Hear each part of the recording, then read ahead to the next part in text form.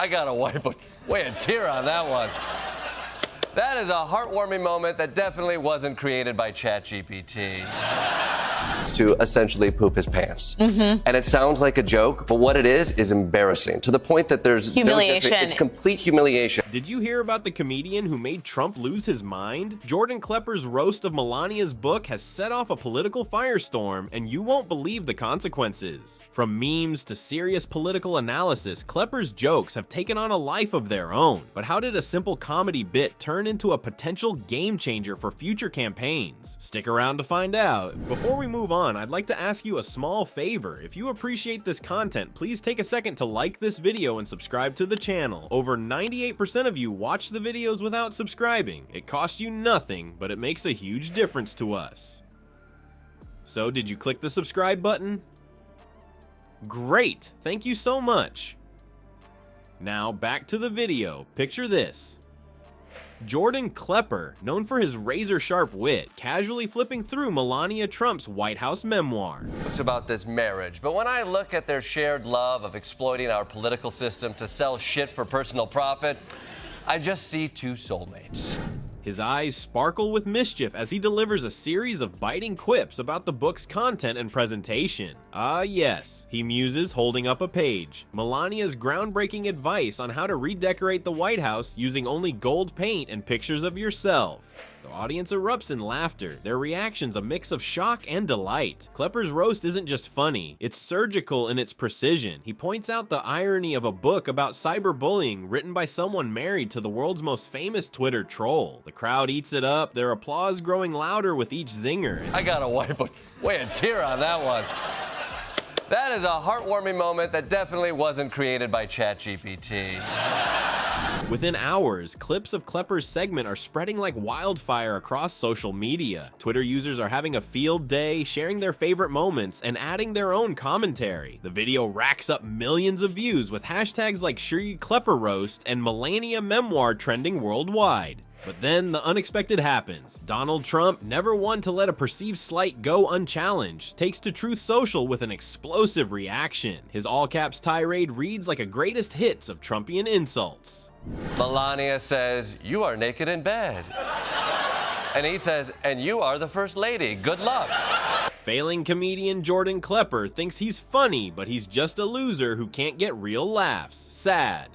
Trump's response is a masterclass in his signature style. Combative, personal, and utterly lacking in subtlety. It's a stark contrast to Klepper's polished comedic approach, and it only serves to amplify the reach of the original jokes. Suddenly, what was a viral comedy bit becomes a full-blown political story. Now, we actually have a copy here. Yeah, this is it. This is her book. The irony isn't lost on anyone. Trump's thin-skinned reaction has given Klepper's roast more attention than it ever would have received on its own. Media outlets pick up the story, analyzing Trump's response and dissecting Klepper's jokes. Political commentators weigh in, debating whether Trump's reaction reveals a deeper insecurity. As the story continues to unfold, it becomes clear that this comedic exchange has sparked something much larger. What started as a simple book review has morphed into a national conversation about political ego. She's a supportive wife who believes in her husband's America first. I'm with you. She has a book to sell. The power of satire and the role of humor in holding leaders accountable. The laughter may have died down, but the implications of this incident are just beginning to be felt. Trump's explosive reaction didn't just fan the flames, it ignited a digital wildfire. Memes and jokes about his thin skin spread across social media platforms at an unprecedented rate. Users who had never engaged in political discussions before found themselves swept up in the frenzy, sharing and creating content that mocked Trump's fragile ego.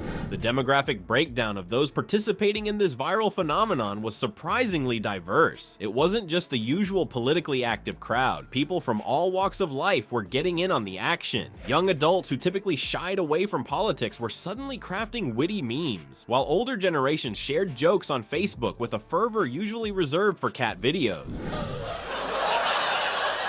You know, You know, it's nice to see how reflective Trump has become in his old age. You know? Some of the most creative memes to emerge from this incident were truly inspired. One popular image showed Trump as a giant orange balloon, inflated by Klepper's jokes and ready to burst at any moment. Another reimagined Melania's book cover with the title "How to Marry a Man-Child: A Cautionary Tale." These memes weren't just mindless entertainment, they were sharp, biting commentaries on Trump's character and leadership style.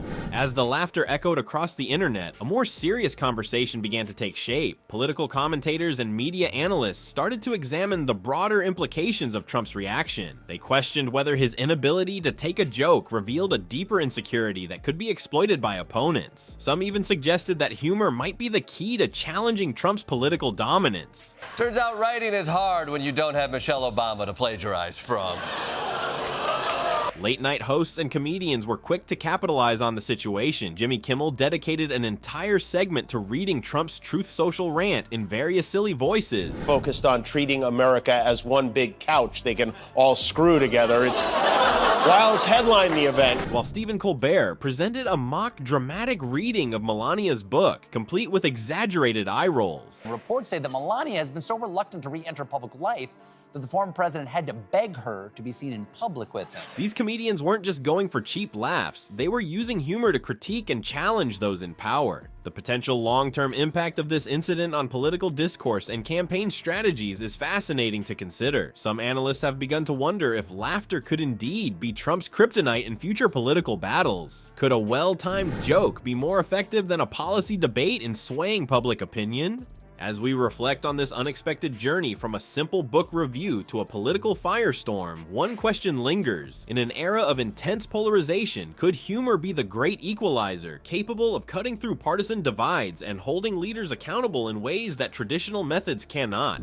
To essentially poop his pants. And it sounds like a joke, but what it is embarrassing, to the point that there's humiliation. It's complete humiliation, and I think Who could have predicted that a simple book review would ignite such a political firestorm? Jordan Klepper's roast of Melania Trump's memoir set off a chain reaction that reverberates through the corridors of power. What started as a few chuckles in a comedy club transformed into a nationwide debate about political thin skin and the impact of satire. This incident highlights the unique power of humor to shape political narratives and sway public opinion. As Dr. Jeffrey Jones aptly points out, satire is a vital part of democracy, serving as a check on power and a means of engaging citizens in political discourse. Klepper's jokes didn't just entertain, they sparked conversations about accountability and leadership that traditional political commentary often fails to ignite. The ripple effects of this comedic exchange raise intriguing questions about the future of political discourse. Could laughter truly be the kryptonite that brings down even the most seemingly invincible political figures? As we move forward, we must consider, in an era of intense polarization, might comedy be our most potent tool for holding leaders accountable and fostering meaningful political engagement?